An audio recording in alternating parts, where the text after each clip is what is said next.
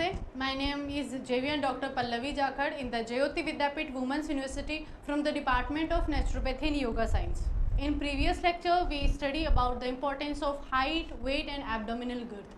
We study about how is the important our height and how we is important our weight in examination and in the recognition or examiner disease. Okay, next we move on to other topic, that is the general physical examination. Now we study about this topic. As you can see in the title, there is clearly defined that this is the examination of our physical body. Okay, तो हम जब physical body का जो examination करते हैं वो हम कितने मेथड से करते हैं, उसके क्या क्या स्टेप्स होते हैं, उसके अंदर जो भी हम स्टेप्स में पढ़ेंगे उसके अंदर हम क्या प्रोसेस करते हैं, that is all about in the general physical examination. Okay, so firstly we study about the inspection. Okay, the inspection के अंदर क्या हो जाता है कि इसके अंदर जैसे सामने साफ लिखा है looking at the patients body. Inspection का जनरली मतलब यही है कि आपको एक पेशेंट को ऑब्जर्व करना है, उसकी फिजिकल बॉडी को ऑब्जर्व करना है. अब आप इंस्पेक्ट इस शब्द का मतलब समझो, इसका मतलब साफ सा हो जाता है that we have to observe. And observe के अंदर आपको क्या करना है, पहली चीज उसकी वॉक, या फिर हम लिख सकते हैं बॉडी लैंग्वेज. ठीक है, इसके बाद में आ जाता है बॉडी फीचर्स. और बॉडी फीचर्स में क्या आ जाता है, जैसे कि हम एक एग्जांपल के तौर पे देखते हैं कि जैसे किसी के अगर कंधे हैं, किसी के दोनों कंधे बराबर ना हो के अगर कंधों के अंदर डिफरेंस है, या फिर एक कंधे में टिल्ट है, एक अप साइड है, एक डाउन साइड है, या फिर पर्सन जो चल रहा है वो थोड़ा मतलब जब चलते टाइम है तो उसका बॉडी का थोड़ा मूवमेंट है, थोड़ा एक साइड है. ठीक है, साइड बॉडी उसकी लिफ्ट हो रखी है, या फिर हम ये मान लें कि उसके कुछ फेस फीचर्स मान के चलो जिनसे हम कुछ डिजीजेज या कुछ सिंड्रोम्स होते हैं, डिसऑर्डर्स होते हैं जिनका हम पता लगा सकते हैं. ठीक है, तो हमें क्या करना है, जैसे कुछ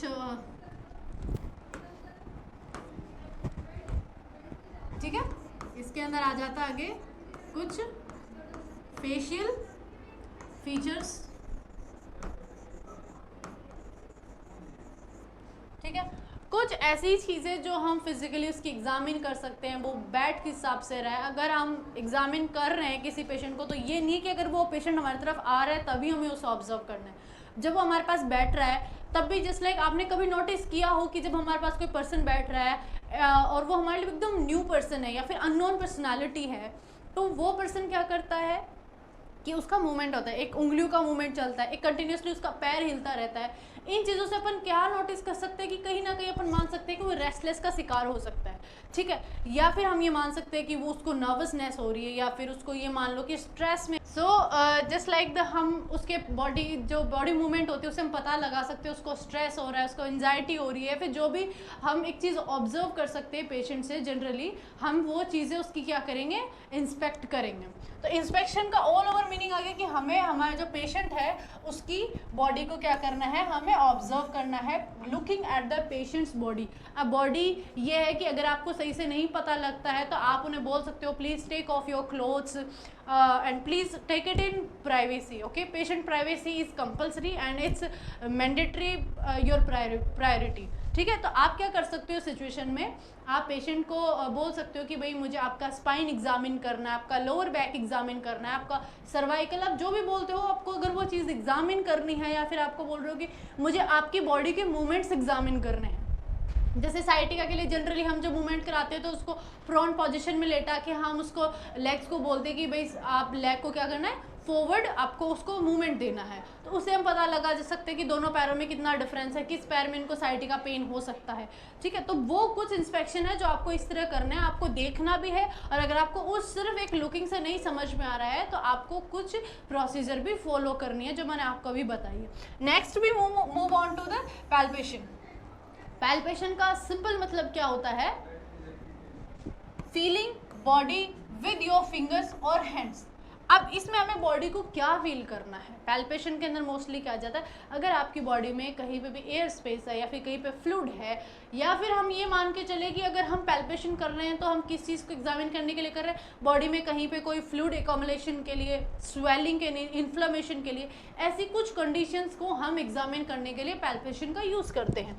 as you can see in the pictures की ये क्या कर रहे हैं यहाँ पे, जैसे इसके फोर आर्म के अंदर एग्जामिन कर रहे हैं कि भाई जैसे कुछ लोग होते हैं एथलीट्स को मान के चलो, या फिर कोई अभी स्टार्टिंग स्पोर्टिंग पर्सन है जो अभी इनिशियली उसने अपनी बॉडी डेवलपमेंट के लिए कुछ चीज़ें शुरू की है, इट मे बी इधर योगा, इधर एक्सरसाइज, जिम, जो भी होता है, तो उन चीज़ों के लिए हम एग्जामिन करते हुए आपको कहीं पे या फिर हम पेशेंट हमारे पास आया है किसी भी अपने कंसर्न को लेके, उसमें भी हमें उसे यही चीज़ें एग्जामिन करनी है, क्या उसके कहीं पे हमें एयर स्पेस या फिर हमें उसे पैल्पेट करना है। एंड पैल्पेट करने का मतलब ये है कि आपको अपनी फिंगर्स को, पेशेंट की बॉडी है उस पर आपको जेंटली रखना है, उसके बाद बहुत ही फॉर्मली उसको प्रेस करना है, आपको ज़्यादा प्रेशर नहीं देना, एक फॉर्मल और जेंटल प्रेशर देना है, जिससे आपको पता लगाना है कि क्या उसको कहीं पे स्वेलिंग तो नहीं है, या कहीं पे आपको बॉडी के अंदर बोलते हैं ना लम्प्स भी मिलते हैं, जैसे हमें कुछ गांठें फील होती हैं कि जैसे कोई ट्यूमर जैसी गांठें भी हमें फील होती है, तो हमें वो चीज़ें फील करनी होती है।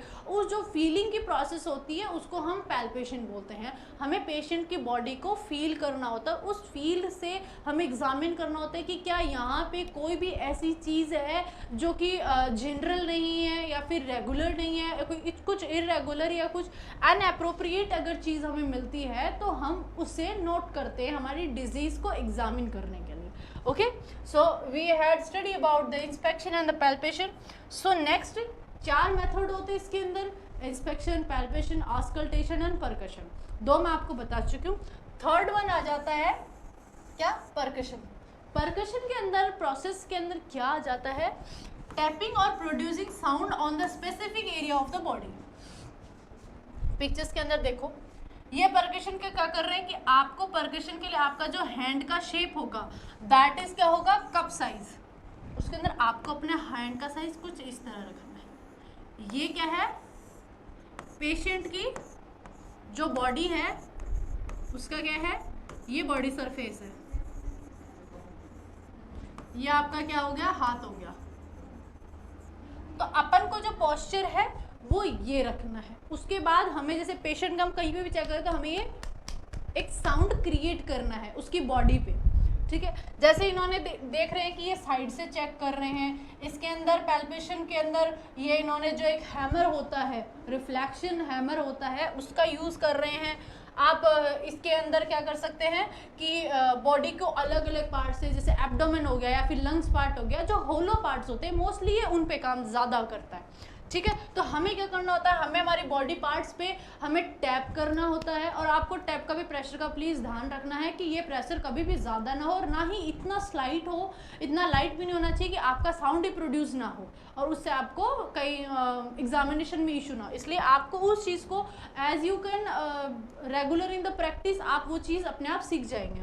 अब इसके अंदर आगे कि भाई आपको टैप करना है, साउंड प्रोड्यूस करना है, उसके बाद में, और ये कुछ स्पेसिफिक एरिया होता है, कंप्लीट बॉडी के अंदर नहीं होता। जैसे मैंने स्पेसिफिक एरियाज बताए, वो पार्ट जहाँ पे आपको लगता है कि ये हमारी बॉडी का एक होलो या फिर स्पेशियस पार्ट होता है, एब्डोमेन हो गया, लंग्स के आसपास का पार्ट हो गया, इन चीज़ों पे हम ज़्यादा करते हैं। जॉइंट्स होता है, जैसे यहाँ पे दिखा रखा है, तो जॉइंट्स के अंदर भी क्या होता है, एयर स्पेस होता है, तो हम वहाँ पे भी ये चीज़ फील करते हैं। हाँ, इससे हमें ये भी पता लगता है अगर कहीं पे बॉडी के अंदर फ्लूइड ज़्यादा हो गया है या फिर फ्लूइड रहा भी नहीं, तो हमें इस चीज़ का भी हमें इस चीज़ से जानकारी मिलती है। The next one is auscultation. इसके अंदर सिंपली एक चीज़ होती है, आपको पहली चीज़ इसके अंदर एक डिवाइस यूज़ करनी होती है, दैट इज स्टेथोस्कोप, ठीक है। आप स्टेथोस्कोप की हेल्प से ही ऑस्कल्टेशन की जो प्रोसेस है उसे कंप्लीट कर सकते हैं। इसके अंदर क्या होता है, आपको जनरली अपनी बॉडी की जो साउंड होती है उसको सुनना होता है। एज यू कैन नो कि प्रिकशन के अंदर आपको साउंड प्रोड्यूस करना पड़ रहा था, लेकिन ऑस्कल्टेशन के अंदर अपन को साउंड प्रोड्यूस नहीं करना। इसके अंदर अपन जो बॉडी का साउंड होता है, जैसे हार्ट का हो गया, सांस लेते टाइम जो हमारे लंग्स का हो गया, इन साउंड्स को हमें सुनना होता है with the help of stethoscope. हमें ये एक डिवाइस होती है जो कि काम लेनी होती है, और इसी डिवाइस की हेल्प से हम सुनते हैं। जैसे ये पिक्चर के अंदर आप देख लीजिए,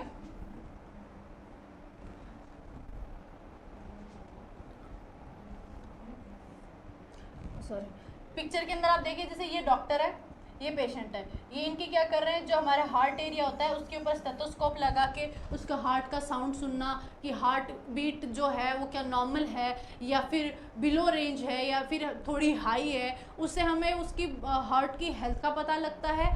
दूसरा आ जाता है जैसे ये पीछे चेक कर रहे हैं, तो ये भी मोस्टली क्या होता है हमारी इसमें हार्ट की भी बहुत कम साउंड सुनाई देती है, बाकी मोस्टली जो पीछे चेक करते हैं वो हम करते हैं हमारी लंग्स जो हेल्थ होती है उसको रिकॉग्नाइज करने के लिए हम ये प्रोसेस कंप्लीट करते हैं। Okay, so I hope so आपको ये 4 चीज़ें समझ में आ गई हो। चारों चीज़ों के अंदर यही था, पहली जो थी दैट इज इंस्पेक्शन। इंस्पेक्शन के अंदर एक ही चीज़ होता है, आपको किसी की बॉडी को लुक करना है या आपको ऑब्जर्व करना है। सेकंड चीज़ होगी, और हाँ ये चीज़ विदाउट टच होती है, इसके अंदर आपको पेशेंट को टच नहीं करना है। दूसरी चीज़ आ जाती है पैल्पेशन। इसके अंदर आपको क्या करना होता है, इसके अंदर आपको पेशेंट को टच करना होता है और आपको अपनी फिंगर्स की हेल्प से पेशेंट की जो बॉडी होती है उसको क्या करना होता है, फील करना होता है। और उसके अंदर आपको जो चीज़ें आपको ऑब्जर्वेशन में आती हैं आपको वो चीज़ें नोट डाउन करनी है। तीसरी चीज़ हमारे पास आ जाती है परकशन। इसके अंदर क्या आ जाता है, आपको टैप करना है पेशेंट की बॉडी पे, उसके बाद में आपको क्या करना है, साउंड प्रोड्यूस करना है और इसी साउंड से आपको पेशेंट की जो भी इशू है या फिर जो उसका कंसर्न है या उसकी डिजीज़ है, जो भी उसके प्रेजेंट में जो उसकी कंप्लेंट्स होती हैं उसके रिगार्डिंग हमें डिजीज़ को रिकॉग्नाइज करना होता है। And fourth one is auscultation. इसके अंदर आपको साफ साफ पता है कि स्टेथोस्कोप की हेल्प से आपको क्या करना होता है, साउंड को सुनना होता है।